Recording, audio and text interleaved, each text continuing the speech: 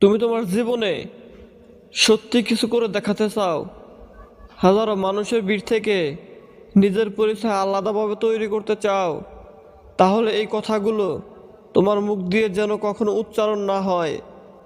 1, আমাকে দিয়ে হবে না। 2, বাড়ির লোক সাপোর্ট করে না। 3, আজ নয় কাল করে নেব। 4, এখন কাজটি করতে মন চাইছে না। 5, আমাকে হেল্প করার কেউ নেই।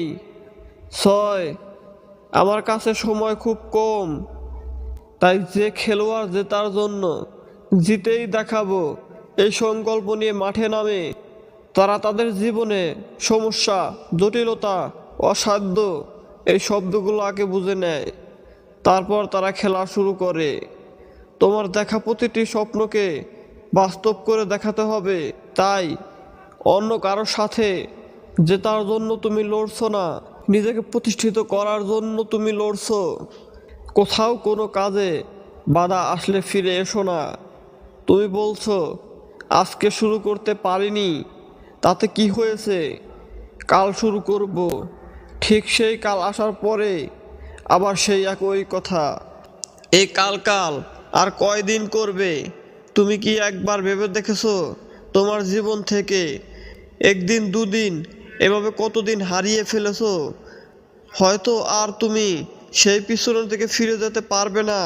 তাই আমি বলছি ভাই, তুমি আজ থেকে এটা প্রতিজ্ঞা করে নাও, আমি আর কাল কাল করে সময় নষ্ট করব না।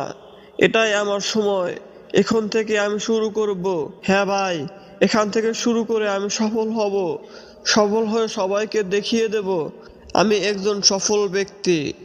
হয়ে যাব সবার মধ্য থেকে আমি একজন।